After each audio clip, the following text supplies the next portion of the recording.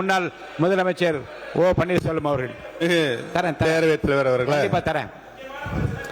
மாண்புமிகு தரேங்க, மானிய கோரிக்கை வரும்போது தரேன். மாண்புமிகு பேரவைத் தலைவர், நான் ஒரு சின்ன கருத்தை மட்டும் உங்களுக்கு பதிய வைக்கிறேன். நீங்கள் தலைவர் காலத்திலிருந்து முத்தமிழறிஞர் காலத்தில் அம்மாவுடைய காலம் வரை நீங்கள் இந்த சட்டமன்றத்தில் இருந்திருக்கிறது. இதுக்கென்று தனி விதி இருக்கிறது, மரபு இருக்கிறது.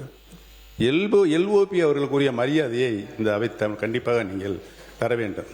அவர் எல்ஓபி என்பவர் அமைச்சர் அளவுக்கு எந்த அளவுக்கு கேபினெட்டில் அவருக்கு ஒரு மரியாதை இருக்கோ அந்த அளவுக்கு எல்ஓபி அவர்களுக்கு மரியாதை இருக்கிறது.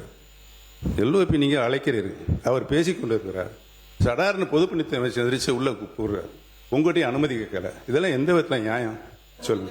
அதோடு மட்டும் இல்லாமல் போன வாரத்துக்கு முந்தின வாரம் நீங்கள் அழைத்து விட்டீர்கள்.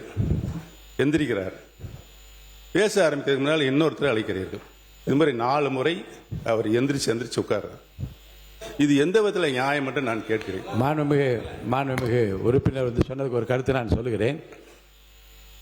மாண்புமிகு முதலமைச்சர் அவர்களை பற்றி பேசுகிற போது மந்திரி சபை என்பது ஒரு கூட்டு முயற்சி. அங்கே இருக்கக்கூடிய எந்த அமைச்சராவது இருந்து மாண்புமிகு முதலமைச்சருக்காக பேச வேண்டும். அப்படி பேசாவிட்டால் அங்கே அமர்ந்திருப்பது அர்த்தம் இல்லாமல் போயிடும். இருங்க இப்போ நீங்கள் எப்படி உங்களுக்கு எப்படி இந்த வாய்ப்பு அளித்திருக்குன்னு அதே போன்று தான் அவர்களுக்கு அந்த வாய்ப்பு அன்றைக்கு அளிக்கப்பட்டு சொல்கிறது நான் புரிஞ்சுக்கிட்டேன். நீங்கள் சொன்னது இல்லை, நான் கவனத்தில் வச்சுக்கிறேன். நீங்கள் சொன்ன கருத்தை நான் கவனத்தில் எடுத்துக்கொள்கிறேன். இப்போ 2-3 உறுப்பினர்களை பற்றி நான் சொல்லிவிடுகிறேன்.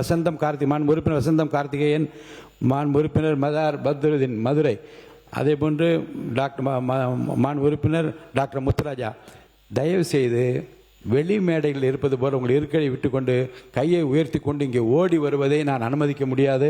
அதை உங்களுக்கு எச்சரிப்பாக சொல்கிறேன். நீங்கள் மட்டுமல்ல, மாண்புமிகு எதிர்க்கட்சி தலைவர் பேசுகிற போதே அந்த குறுக்கீடு உங்களிடமிருந்து தான் வருகிறது. நான் பார்த்து அதான் சொன்னேன், அவர் பேசுவது நீங்களே எழுந்திருக்கலாமா என்று கேட்டேன். இருக்கையை விட்டு இனி முன்னோக்கி யார் கையை உயர்த்தி கொண்டு ஓடி வந்தாலும் அது எந்த தரப்பில் வந்தால் நிச்சயமாக நடவடிக்கை எடுப்பேன் என்பதை நான் எச்சரிக்கையாக சொல்ல விரும்புகின்றேன். இனி செல்லும் இடமெல்லாம் செய்தி. தந்தி டிவியின் வாட்ஸ்அப் சேனலை ஃபாலோ பண்ணினா செல்ல இருக்கும் இடமெல்லாம் செய்தி. இதோ QR கோட், இப்பவே ஸ்கேன் பண்ணுங்க, ஃபாலோ பண்ணுங்க.